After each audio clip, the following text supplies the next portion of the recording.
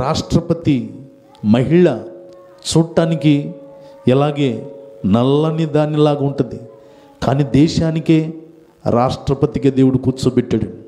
ఎన్ని దేశాలు తిరుగుతుందో చూసే ప్రక్క దేశ వాళ్ళు అనుకుంటారు, భారతదేశపు రాష్ట్రపతి ఇంత నల్లనిదా, చిన్న చూపులు చూశారేమో, కానీ దేవుడు హెచ్చించాడు. ప్రియులరు, నేను అంటాను ప్రియులరా, ఒక దేశానికి, ఒక వీధికి, ఒక ప్రాంతానికి అధికారి కావాలి అని అంటే దేవుని చిత్తం లేకుండా ఎవరు అధికారి కానేరు ప్రియులరు. దేవుని చిత్తంలో ఉన్నవాళ్లే ఎమ్మెల్యే అయినా, ఎంపీ అయినా, ప్రధాని అయినా, ముఖ్యమంత్రి అయినా, రాష్ట్రపతి అయినా దేవుడు చేయకపోతే ఎవ్వరు చేయలేరు ప్రియులరు. ఒకవేళ నీ పరిస్థితులను బట్టి నా కుటుంబం సమస్యలకి, వేదనలకి నలుపెక్కిపోయాం, బరువెక్కిపోయాం, అందును బట్టి మా సొంత వాళ్ళల్లో మేము చిన్న చూపు చూపబడుతున్నాం. నా కుటుంబంలోనే నా సొంత వ్యక్తులే, నన్ను ఒకప్పుడు బాగా ప్రేమించిన వాళ్ళే, ఒకప్పుడు బాగా మెచ్చుకున్న వాళ్ళే ఇప్పుడు నా పరిస్థితులు అడుగంటి పోయినాయి అని చిన్న చూపు చూస్తూ ఉన్నారని ఒకవేళ బాధపడుతున్నామేమో. దేవుడు నీతోనే మాట్లాడుతున్నాడు ఈ మధ్యాహ్నం. దేవుడు నీ కుటుంబంతోనే మాట్లాడుతున్నాడు ఈ మధ్యాహ్నం, ఈ ఉదయకాల సమయంలో. ప్రియులారా, చిన్న చూపు చూపబడిన షులమ్మితి ప్రియుని విందుశాలకి కొనుపోబడింది. దేవునికి స్తోత్రం చెప్పండి. యెరూషలేము కుమార్తెలకు ఆ ఘనత రాలేదు ప్రియులారా. ఈవిడే వ్యక్తులు నేను జ్ఞాపకం చేస్తాను ప్రియులారా. బైబిల్లో మొట్టమొదటిగా మనం వినాలనుకుంటున్న 5 అంతల జీవితాలలో మొదటిగా చిన్న చూపు చూపబడిన వ్యక్తి ఎవరో తెలుసా అండి? లేయా. జాగ్రత్తగా వినాలి. బైబిల్లో ఎంతోమంది ఉన్నారు, కానీ మన అవసరాలకి తగినట్టుగా, మన జీవితాలకి దగ్గరగా ఉన్న 5 వ్యక్తులను జ్ఞాపకం చేస్తా. వారిలో మొదటి వ్యక్తి లేయా. ఎంత చిన్న చూపు చూడబడిందో తెలుసా? ఆదికాండం 29వ అధ్యాయంలోనికి ఒకసారి రాగలిగితే నాకు తెలిసి బైబిల్లో ఎలాంటి చిన్న చూపు ఎవ్వరికి రాలేదు ప్రియులకు. బైబిల్లోనే కాదు, ప్రపంచ చరిత్రలో కూడా ఎలాంటి చిన్న చూపు ఎవ్వరూ పొందుకోలేదు ప్రియులరు. ఎలా ఉంది ఆ చిన్న చూపు? ఆదికాండం 29వ అధ్యాయము 25వ వచనాన్ని చదువుకొనగలిగితే, 29, 25లో ఉదయమందు ఆమెను లేయా అని ఎరిగి అతడు లాబానుతో, నువ్వు నాకు చేసిన పని ఏమిటి? రాహేలు కోసమే కదా నీకు కొలువు చేసినది, ఎందుకు నన్ను మోసపుచ్చితివి అనెను. అక్కడ ఆగుదాం. ఈ మాట మనందరికీ పరిచయమే. యాకోబు అన్నను మోసం చేసి, తండ్రిని మోసం చేసి, అమ్మ సలహా మేరకి ప్రాణాన్ని కాపాడుకోవడానికి మేనది బైబిల్ చెప్తుందన్నమాట. లేయానిచ్చి యాకోబు జీవితంలో ముడిపెట్టాడు. ప్రియులను, మీకు ఎంతవరకు ఆలోచన వచ్చిందో నాకు తెలియదు, కానీ భూమి మీద ఏ ఆడపిల్ల పడని అవమానం, ఇన్సల్ట్ లేయా జీవితంలో ఎదుర్కొంది. ప్రియులను, పిల్లలకి చాలా ఆశలు ఉంటాయి, వయసు వచ్చిన ఆడపిల్లలకి ఇంకా ఆశలు ఉంటాయి, వారి తల్లిదండ్రులకి ఇంకా ఆశలు ఉంటాయి. కోరుకున్న భర్తను కావాలని, ఒక విజయవంతంగా గౌరవప్రదంగా నాకు వివాహం జరగాలని, కళకళలాడుతూ బంధువులు ఎదుట తలెత్తుకొని తాళి కట్టించుకోవాలని దేవుని సన్నిధిలో ప్రమాణాలు చేస్తూ దేవునితో ఆశపడుతుంది ప్రియులను. కనీసం అలాంటి గౌరవమైన ఘనమైన వివాహం కూడా ఈ లేయా పొందుకోలేక, ఎంత చిన్న చూపు అంటే ఎవ్వరికి నచ్చట్లా, ఎవ్వరికి నచ్చని జీవితం. తండ్రి ఎంత బాధపడి ఉంటాడు. తండ్రి కూడా చేయలేక అమ్మా నీకు ఇంత గతి కంటే ఇంకో గతి లేదు, నీకు నువ్వు ఇంతకు మించి ఇంక దేనికి పనికిరావు అన్నట్టుగా మోసం చేసి యాకోబు జీవితంలోనికి పంపించబడింది. ప్రియులరా, నన్ను మాట్లాడనివ్వాలి. అటు ఇటు మాట్లాడుకొని అన్నీ అంగరంగ వైభవంగా చేయించుకుంటున్నా ఒక భార్య భర్తల జీవితాల్లోనే ఒక చిన్న చూపు బయలుదేరుతున్న ఈ కడవరి దినాలలో లేయా జీవితం ప్రపంచంలో ఎవ్వరికి రాలేదు ప్రియులను. కనీసం బయట తిరిగే అంత స్థితిగతి లేదు. చిన్న చూపు ఆమె కళ్ళను బట్టి, ఆమె జబ్బును బట్టి ప్రపంచంలో ఎవ్వరికి లేదు. పెళ్ళి మనిషి జీవితంలో, ఒక స్త్రీ జీవితంలో ప్రాముఖ్యమైన ఘట్టం. దాన్ని కూడా అంగరంగ వైభవంగా, హృదయపూర్వకంగా, సంతోషంగా వివాహం చేసుకునే స్థితి గతి కూడా లేయాక పట్టలేదు ప్రియులారా. ఎంత చిన్న చూపండి. భర్తే ఉదయాన్నే సరే అయిపోయిందిలే అని రాజీ పడ్డా? రాజీ పడ్డా. ఉదయాన్నే మేనమామ దగ్గరికి వెళ్ళి అంటున్నాడు, ఏంటి నువ్వు నాకు చేసిన పని? నేను రాహేల్ను కోరుకుంటే లేయాను పంపించావు నా దగ్గరికి. నాకు అనిపించింది ఈ మాటలు వింటూ లోపల లేయా ఎంత దిగజారిపోయి ఉంటుందో కదా. అయిపోయిందేదో అయిపోయింది కదా, నా భర్త నన్ను దగ్గరికి తీసుకోవచ్చుగా. అయిపోయిందేదో అయిపోయింది కదా, నన్ను ప్రేమతో మాట్లాడొచ్చుగా. అయిపోయిన తర్వాత ఎంత ఘోరంగా అవమానించాడో. నేను కోరుకుంది ఒక ఆమెనైతే ఒక ఆమెనిచ్చి పెళ్లి చేసావేంటి? దిగజారిపోయింది ప్రియులరా. చిన్న చూపు చూపబడిన లేయా ఈ ఉదయకాల సమయంలో అయినోళ్ళ చేత, కానోళ్ళ చేత, మెప్పుకున్న వాళ్ళ చేత లేయా వలె ఒకళ్ళు చిన్న చూపు చూపబడుతున్న కుటుంబం అయితే దేవునితో మాట్లాడుతున్నాడు. ఎంతగా హెచ్చించాడు తెలుసా? నేను మీకు చెప్పాల్సిన పని లేదు. 10 మంది కుమారులు లేయాకు దేవుడిచ్చాడు. చప్పలు కొట్టండి ఒకసారి బిగ్గరగా. తన దాసి ద్వారా కానీ, తన కుమారులు 10 మంది కుమారులకి తల్లిగా లేయాను దేవుడు దీవించాడండి. రాహేలు గర్భాన్ని మూసిపారేశాడు. ఈ ఉదయకాల సమయంలో చిన్న చూపు చూపబడుతున్నావేమో. దేవుడు నీ ద్వారాలు మాత్రమే తెరుచునుగాక. దేవుడు నీ ద్వారాలు తప్పక తెరుచునుగాక. అదిగో ఆధారం. చిన్న చూపు చూపబడిన లేయా గర్భాన్ని దేవుడు తెరిచాడు. బైబిల్లో క్లియర్గా రాయబడింది, రాహేలు గర్భమును దేవుడు మూసివేసెను. ఎందుకో తెలుసా? రిచ్ లుక్ ఆవిడదంతా రిచ్ లుక్ అండి. అందరూ ఆవిడ వైపే పెద్ద చూపు చూశారు. చిన్న చూపు చూపబడింది లేయా. కానీ ఎవరు చూపులకు నోచుకోకపోయినా ఒక ఆయన చూపుకు నోచుకుంది. ఆ చూపే దేవుని చూపు. దేవునికి స్తోత్రం చెప్పండి ప్రియులారా. బైబిల్లో చాలా చూపులు ఉన్నాయి. సౌలు దావీదు మీద విషపు చూపు చూసెను అని బైబిల్ చెప్తాం. సియోను కుమార్తెలంట ఓర చూపు చూచుచుండెను అని బైబిల్ చెప్తా ఉంది. యోబంట కన్యకను నేను ఎలాగూ చూచుదును, నా కళ్ళతో నిబంధన చేసుకున్నాను. పరిశుద్ధమైన చూపు ఉంది ప్రియులరా. కానీ ఇక్కడ ఏ చూపు తెలుసా? చిన్న చూపు తల్లి. నీ బిడ్డల మీద చిన్న చూప, నీ సంపాదన మీద చిన్న చూప, నీ భర్తని చిన్న చూప, నీ కుటుంబాన్ని చిన్న చూప. అలాగైతే లేయాని దేవుడు ఎంతగా ఆశీర్వదించాడంటే ఆమె గర్భం తెరిస్తే ఒకళ్ళ తర్వాత ఒకళ్ళు అందరూ కుమారులను ఇచ్చాడు. దేవునికి స్తోత్రం చెప్పండి. ఆ కుమారులు పుట్టిన తర్వాత ఏమనుకుంటుందో తెలుసా? ఇది మొదలుకొని నేను యెహోవాను స్తుతించెదను అనుకొని, స్తుతి అని అర్థం వచ్చే యోధా అని ఒక్కడుకు పేరు పెట్టింది. దేవునికి స్తోత్రం చెప్పండి. హత్తుకుంటాడు అని ఇంకొక అతనికి ఇంకో పేరు పెట్టుకుంటూ వచ్చింది. అన్నిటిలో చిన్న చూపు మనుషులైతే చూశారు కానీ, చిన్న చూపు భర్త అయితే చూశాడు కానీ, చిన్న చూపు చివరికి ఎంగిలి పాలు తాగిన చెల్లి కూడా చిన్న చూపు చూసిందండి. ఎంగిలి పాలు తాగిన చెల్లి కూడా చిన్న చూపు చూసింది. బైబిల్లో లేయా నోరు తెరిచి మనుషులతో మాట్లాడినట్టు నాకు ఎక్కడ కనపడలా. లేయా నోరు తెరిచి దేవునితోనే మాట్లాడుకుంది. ప్రభువా, మళ్ళీ నా గర్భాన్ని ఇచ్చావా? ఇది మొదలుకొని నా భర్త నన్ను హత్తుకుంటాడేమోనయ్యా, వీడికి నేను పలానా పేరు పెడుతున్నాను ప్రభువా. దేవునితో మాట్లాడుకుంది తప్పితే తండ్రితో మాట్లాడినట్టు కానీ, భర్తతో మాట్లాడినట్టు కానీ, చెల్లెలతో మాట్లాడినట్టు కానీ, ఎవరితో మాట్లాడినట్టు లేయా మనుషులతో మాట్లాడినట్టు బైబిల్లో నాకు కనపడలేదు. ఎందుకో తెలుసా? ఆమెనందరూ అలాగే చూశారు. చిన్న చూపు, కానీ దేవుడు అమితంగా హెచ్చించాడు ప్రియులరా. ఇది నన్న కృంగిపోవద్దని ప్రభు పేరుని మనం చేస్తున్నాను. యెషయా గ్రంథము 60వ అధ్యాయం 22వ వచనంలో బైబిల్ చెప్తున్న మాట ఏంటో తెలుసా? యెషయా గ్రంథము 60వ అధ్యాయము 22వ వచనంలో, వారిలో ఒంటరి అయిన వాడు 1000 మంది అగును, ఎన్నిక లేనివాడు బలమైన జనమగును. ఆమెనండి బిగ్గరగా.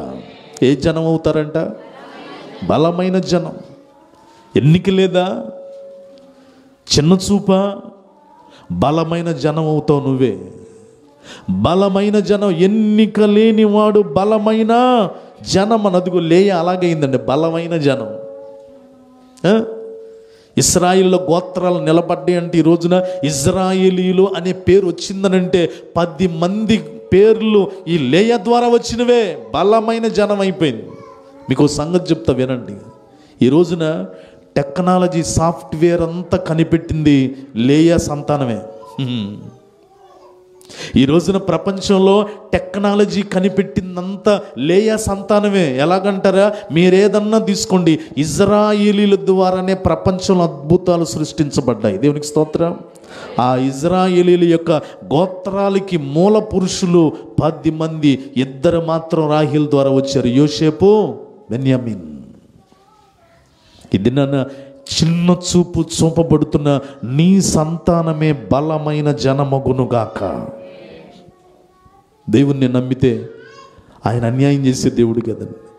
మనుషులట మనందరికీ తెలిసిందే, మనుషులు ఏ రూపాన్ని లక్ష్య పెడతారట? పై రూపాన్ని లక్ష్య పెడతారు. కానీ షులమితి మన మూలవాక్యం అంటది, నల్లని దానని నన్ను చిన్న చూపులో చూడొద్దు, నా ప్రియుడు నన్నే విందుశాలకు తీసుకెళ్తాడు. రెండో వ్యక్తిని నేను మీకు జ్ఞాపకం చేస్తాను. చిన్న చూపు చూపబడ్డాడు. ఎవరా వ్యక్తి? ఎంత గొప్పగా దీవించబడ్డాడనండి. మనందరికీ తెలిసిన వ్యక్తి ఎవరో ఒకసారి చూద్దాం. సమూయేలు మొదటి పుస్తకం 17వ అధ్యాయం 42వ వచనాన్ని మనం చదువుకొనగలిగితే, సమూయేలు మొదటి పుస్తకం 17వ అధ్యాయం 42వ వచనంలో, చుట్టూ పారజూచి దావీదుని కనుగొని అతడు బాలుడై ఎర్రటి వాడును రూపశీనయుండుట చూచి అతనిని ఏం చేశారండి? కోరుకున్నారా? కోరుకోలా, తృణీకరించను. చిన్న చూపు. ఈ భాగం వాక్య పరిచయం వాళ్ళందరికీ విదితమే. ఎలా అనే లోయలో 9 అడుగులు మనిషి, 6 మూరల జానెడంటే అడుగుల్లో 9 feet అన్నమాట. 9 అడుగులు గొల్యాత్ వచ్చి సవాల్ చేస్తున్నాడు 40 రోజుల నుంచి. నన్ను ఇశ్రాయేలీల రాజు నువ్వైనా సైనికులైనా ఎవరైనా మీరు నమ్ముకున్న దేవుడు అయిన యెహోవా పేరిట నన్ను గెలవగలిగినాడు ఎవడైనా సరే సవాల్. ఒక్కడు ముందులకు రాలేకపోతున్నారండి. చిన్నవాడు, ఎన్నిక లేనివాడిగా దావీదు తండ్రి ద్వారా అన్నల సమాచారం కొరకు వచ్చి వానితో పోట్లాడుటకు నీకు ఏం చాలదో అక్కడ నన్ను ఆగనివ్వండి. ఇదేనా మన కుటుంబాలతో కూడా? ఏదన్నా మనోళ్ళు కలుస్తున్నప్పుడు, లేకపోతే బయటోళ్ళు కలుస్తున్నప్పుడు, ఒకవేళ నువ్వు కానీ అక్కడుండి ఏదన్నా మాట అంటే నిన్ను నన్ను ఏమంటున్నారు తెలుసా? నువ్వు దూరంగా ఉండు, నీకు బలం చాలదులే, పో పక్కకు పో, నువ్వు వల్ల కాదులే, ఈ ఫంక్షన్లో ఈ ఫంక్షన్లో కాదులే, పక్క దప్పుకో, నీ కుటుంబానికి అంత బలం లేదులే, పక్క నుంచో, నీ కాపురానికి అంత విలువ లేదులే, పక్క నుంచో, నీ పిల్లలకు అంత బలం లేదులే, పక్క నుంచో.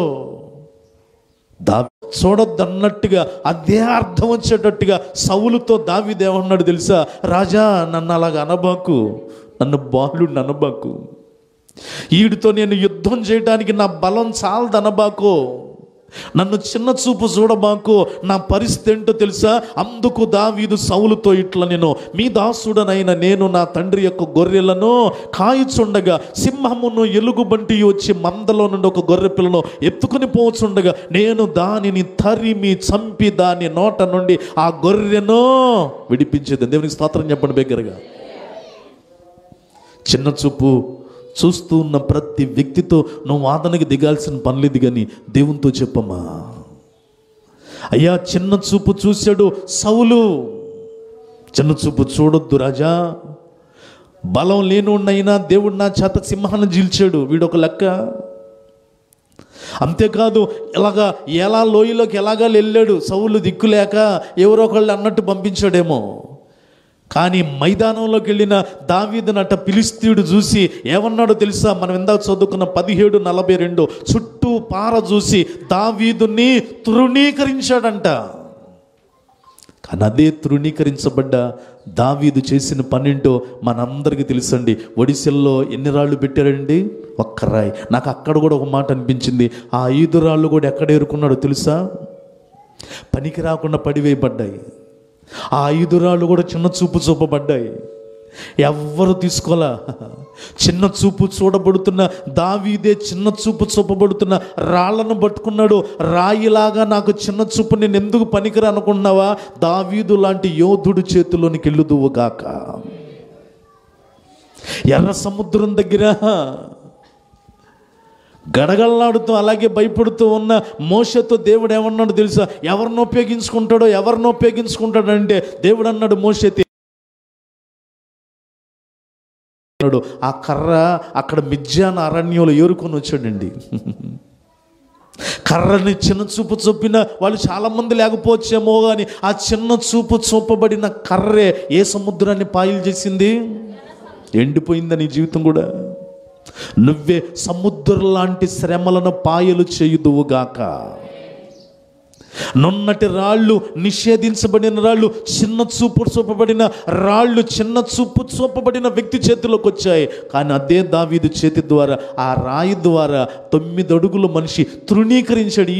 పిల్లోడు ఈడేం చేస్తాడు మనల్ని అనుకున్న వాడి చేతిలో బోర్లబడి చచ్చాడు. ధైర్యం చూడండి. ఆ వయసులో గొలియాతు కత్తి తీసుకొని గొలియాతు తల నరికి అవతల పరేసాడండి. బైబిల్ చెప్తుంది, మీరు సాతాను శిరస్సును చిత్తక త్రొక్కెదరు. ఇది నాకు బలం లేదు, నన్ను అందరూ చిన్న చూపులు చూస్తున్నారు, నేను ఎవ్వరికి పనికి రాకుండా అయిపోయానని దిగజారిపోద్దు సోదరుడా, సోదరి.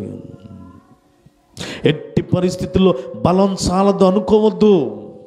నేను ఈ మధ్య అండి హంసల దీవి దగ్గర సాగర సంగమం, 3 నదులు కలిసి సముద్రంలో కలిసే చోటది. గోదావరి, కృష్ణ, మరొక పాయ. ఇక ఊరు ఎడ్జి అదే పాలకాయ తిప్ప, కృష్ణా జిల్లా. అక్కడికి వెళితే పొద్దున పూట వాక్యం చెప్పాను. ఒక ఇంటికి తీసుకెళ్ళారు. ఆ ఇల్లు చాలా బీద కుటుంబంలాగా ఉంది. వాళ్ళు టిఫిన్ పెడుతూ ఆ వ్యక్తి నా పక్కన కూర్చున్నాడు, యజమాని. చాలా సన్నగా ఉన్నాడు.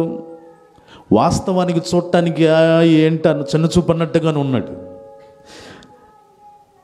మేము ఆ మంచిలో వాటర్ తాగుతున్నాడు. ఆ వ్యక్తి సాక్ష్యం చెప్పడం, చిన్న పిల్లోడిగా ఉన్నప్పుడు వాడికి జ్వరం వచ్చింది. చేతిలో రూపాయి లేదు, నయ్యా పైసా లేదు. మాకు సముద్రంలో వేటకెళ్ళి చేపలు బట్టి అమ్మితేనే డబ్బులు. వేట లేదు, డబ్బులు లేవు. పిల్లోడికి జ్వరం వచ్చింది. నా సొంతోళ్ళ దగ్గరికి వెళ్ళానయ్యా, 100 రూపాయలు ఇవ్వండి, పిల్లోడిని హాస్పిటల్కి తీసుకెళ్తానంటే నా సొంతోళ్ళు ఏమన్నారు తెలుసా? 100 రూపాయలు ఇస్తే నువ్వు ఎలా తీరుస్తావురా? 100 రూపాయలు తీసుకొని మళ్ళీ తిరిగి ఇచ్చే అంత స్తోమత ఉందా నీ దగ్గర? నా కళ్ళ మీద నీళ్లు పెట్టుకున్నానయ్యా. పిల్లోడిని హాస్పిటల్కి తీసుకెళ్ళటానికి డబ్బులు లేక 3 రోజులు ఇంట్లో అలాగే పెట్టుకున్నాను. 3 రోజులు మందు బెళ్ళిప్పించలేక, సిరప్ ఇప్పించలేక 100 రూపాయలు అడిగితే 100 రూపాయలు తిరిగి ఎలాగిస్తావు? నువ్వు తిరిగిచ్చే మొఖమేనా? 4వ రోజు సముద్రంలో బోటు మీద ఒకళ్ళ వేటకు పిలిస్తే కూలికి వెళ్ళానయ్యా. 2 రోజులు ఆ వేటలోనే ఉన్నాను. నా బిడ్డ 5 రోజులు జ్వరంతో మంచం మీదే ఉన్నాడు. 5వ రోజు చేపలు పట్టి 2 రోజులు పగలు రాత్రి కష్టపడితే 3,000 రూపాయలు ఇచ్చారయ్యా నాకు. ఆ 3,000తో అర్జెంటుగా వచ్చి నా పిల్లోడిని 10 కిలోమీటర్లు నడుచుకుంటూ తీసుకొని వెళ్ళి హాస్పిటల్లో చూపించుకున్నానయ్యా. ఈ రోజున దేవుని వైపు తిరిగాను, మనుషుల వైపు చూడలేదు. ఇదే ఊరిలో 100 రూపాయలు ఇస్తే ఎలా తీరుస్తావురా అన్న ఆయనకి 3 ఎకరాల చేపల చెరువు ఉంది. అదే 3 ఎకరాల చేపల చెరువు 20 రోజుల క్రితం నేను కొన్నానయ్యా అన్నాడండి. అబ్బా, అస్సలు నాకు వండర్ అనిపించిందండి. నాతో డ్రైవింగ్ చేయడానికి వచ్చాడు అబ్బు వాళ్ళ ఫ్రెండు సందీపు. ఆ అబ్బాయి అయితే కళ్ళ నీళ్లు గార్చుకున్నాడు. 100 రూపాయలు ఇస్తే ఎలా తీరుస్తావురా, చిన్న చూపు చూపబడిన కుటుంబం అయ్యా నాది. ఈ రోజున 3 ఎకరాల చేపల చెరువు కొన్నాను, 1 ఎకరం పొలం కొన్నాను, 3 సెంట్ ఇల్లు కొనుక్కున్నాను. ఈ రోజున దేవుడు సమృద్ధిగా ఆశీర్వదించాడయ్యా. ఈ రోజున నా బిడ్డ రేపొద్దున బాప్టిసానికి సిద్ధపడుతున్నాడు అంటూ ఎంత ఆనందంగా చెప్పారండి వాళ్ళు. నాకు అనిపించింది, చిన్న చూపు చూపబడిన షులమ్మితి విందుశాలకి కొనుపబడినట్టుగా, చిన్న చూపు చూపబడిన లేయా బలమైన జనమునకు తల్లి అయినట్టుగా, చిన్న చూపు చూపబడిన దావీదు ఇశ్రాయేలులకు రాజు అయినట్టుగా, అదిగో 100 రూపాయలు ఇస్తే ఎలా తిరిగి కడతావరా అన్న వ్యక్తి చెరువులే 3 ఎకరాలు కొనేటట్టుగా దేవుడు నన్ను ఆశీర్వదించాడయ్యా. ఈ రోజున తలెత్తేటట్టు నా దేవుడు చేశాడు నన్ను. చెబుతానే ఉన్నాడు, ఏడుస్తానే ఉన్నాడు. ఆయన చెబుతానే ఉన్నాడు, ఏడుస్తానే ఉన్నాడు. ఇది నన్న చిన్న చూపు చూపబడుతున్న సహోదరి సహోదరుడా, దేవుడు నిన్ను హెచ్చించునుగాక. బిగ్గరగా చెప్పండి ఆమెన్. 3వ వ్యక్తిని నేను జ్ఞాపకం చేస్తాను, ముగింపులోకి వచ్చేసాను. ప్రియులరా, చిన్న చూపు చూపబడిన లేయా హెచ్చించబడింది. చిన్న చూపు చూపబడిన దావీదు హెచ్చించబడ్డాడు. 3వ వ్యక్తి హన్నా కూడా చిన్న చూపు చూపబడిందండి. హన్నా కూడా చిన్న చూపు చూపబడింది. సమూయేలు మొదటి పుస్తకం 1వ అధ్యాయం 6వ వచనం. సమూయేలు మొదటి పుస్తకం 1వ అధ్యాయం 6వ వచనంలో యెహోవా ఆమెకు సంతు లేకుండా చేసి ఉన్న హేతువును బట్టి ఆమె వైరియగు పెనిన్న ఆమెను విసిగించుటకై ఆమెకు కోపము పుట్టి. ఎలాగ ఇసికిస్తుందంటే, సంతులిందని నాకు చూడు బిడ్డలు, నువ్వు గొడ్రాలివి, నాకు చూడు కళకళలాడిపోతున్న పిల్లలు. చిన్న చూపు విసిగించేసిందంట, చిన్న చూపుతో కోపం పుట్టించేసింది, చిన్న చూపుతో. ఏడుస్తూ ఎక్కడికి వెళ్ళిందో తెలుసా? మనందరికీ పరిచయం. ఏ మందిర్లోకి వచ్చిందండి? షిలోహు మందిర్లోకి వచ్చింది. తన బాధ అంతా మనుషులతో చెప్పుకోలే, అసలు నోట్లోంచి వాయిస్ కూడా రాలేదండి హన్నాకి. బైబిల్ చెప్తుంది, ఏలీ పాస్టర్ గారు అనుకున్నాడట, హన్నా తాగొచ్చి మొత్తురాలుగా పడిపోయింది మందిర్లో అనుకున్నాడంట. ద్రాక్షరసం తాగొచ్చి మొత్తురాలైపోయింది అనుకున్నాడు. కానీ ఆ బాధ దేవునికే తెలుసు. ఎంత చిన్న చూపో, దేవునితోనే మాట్లాడుకుంది. చిన్న చూపు చూపబడిన హన్నాను దేవుడు ఎంతగా ఆశీర్వదించాడో తెలుసా? దాను మొదలుకొని బెయేర్షెబా వరకు కూడా చరిత్రలో అలాంటి ప్రవక్త లేడు, తర్వాత కానీ ముందు కానీ. అలాంటి సమూయేలుకు తల్లిగా దేవుడు మార్చాడు. చప్పట్లు కూడా బిగ్గరగా దేవుని నామాన్ని మహింపరుద్దాం ప్రియులగా. ఇశ్రాయేలుకి మొట్టమొదటి రాజుని అభిషేకించడానికి ఈ ప్రవక్తే కావాల్సి వచ్చింది. దేవుని పక్షాన ఏం మాట్లాడాలన్నా ఈ ప్రవక్తే అవసరమై వచ్చింది. దావీదుని అభిషేకించడానికి ఈ ప్రవక్తే అవసరమై వచ్చింది. సమూయేలు దేవుని దయందును మనుషులు దయందును వర్ధిల్లుచుండెను. ఈ మాట కొత్త నిబంధనలో యేసు ప్రభువుకు మాత్రమే వాడబడింది. లోక 2:52 ఈక్వల్ టు జీసస్. అలాంటి కుమారుణ్ణి దేవుని కృపను బట్టి సంపాదించుకుంది. ఎప్పుడు తెలుసా? చిన్న చూపు చూపబడిన హన్నా. నీ కుటుంబం చిన్న చూపా? నీ పరిస్థితులు చిన్న చూపా? దేవుడు నిన్ను నీ కుటుంబాన్ని అత్యధికంగా హెచ్చించునుగాక. 4వ విషయాన్ని జ్ఞాపకం చేస్తానండి. 4వదిగా ఎవరు చిన్న చూపు చూపబడ్డారో తెలుసా? యూదులు సమరయులను చిన్న చూపు చూస్తారట. యూదులు సమరయులను చిన్న చూపు చూస్తారు. అదే మాట సమరయ స్త్రీ యేసు ప్రభుతో చెప్తుంది. యోహాను సువార్త 4వ అధ్యాయము 9వ వచనం. యోహాను సువార్త 4వ అధ్యాయము 9వ వచనములో ఆ సమరయ స్త్రీ, యూదుడవైన నీవు సమరయ స్త్రీనైన నన్ను దాహమునకిమ్మని ఎలాగ అడుగుతున్నావయ్యా? ఏలయనగా యూదులు సమరయులతో సాంగత్యం చెయ్యరు. చిన్న చూపు యూదులకి. నీతో సాంగత్యం లేదా? నీతో బంధువర్గం లేదా? నీతో మిత్రం లేదా? నీతో మాటలు లేవా? అండి 10 ఊళ్ళు మార్చింది. యేసుప్రభు వారికి నేను అక్కర్లా, ఆవిడ చాలు, ఆవిడ సాక్ష్యం, ఆవిడ ప్రార్థన చాలు, 10 ఊళ్ళు మార్చేసిందంతే. చిన్న చూపు చూపబడిన సమరయ స్త్రీ అనేకులను మార్చింది. ప్రియులారా, నీ ద్వారా అనేకులు మార్చబడుదురుగాక, అనేక కుటుంబాలు కట్టబడునుగాక, నీ మాటే ఇతరులను బ్రతికించునుగాక, నీ మాటే అనేక హృదయాలను నిలబెట్టునుగాక. అలా ఉండాలంటే ఈ అనుభవం వచ్చి తీరాలండి. ప్రభువా, చిన్న చూపే నాకు ఆశీర్వదించబడటానికి ఒక పునాదయ్యా. 5వది ఆఖరిది వినేసి మనం ప్రార్థన చేసుకుందాం. ఇప్పటివరకు ఎన్ని విషయాలండి? 4 విషయాలు. 1, ఎవరు? లేయా చిన్న చూపు చూపబడింది, అబండెంట్ బ్లెస్సింగ్. 2వది ఎవరండి? దావీదు చిన్న చూపు చూడబడ్డాడు, రాజుగా దీవించబడ్డాడు. ఒకానొక దినాన్ని అంటాడు, నా కుటుంబం ఇంతగా ఆశీర్వదించబడ్డానికి నా కుటుంబము ఏపాటిది, నేను ఎంతటి వాడను, అంతగా దీవించబడ్డాడండి. 3వదిగా ఎవరండి? హన్నా చిన్న చూపు చూపబడింది, వీరోచితుడైన ప్రవక్త అయిన సమూయేలు లాంటి బిడ్డను సంపాదించుకుంది. ప్రియులారా, 4వదిగా ఎవరండి?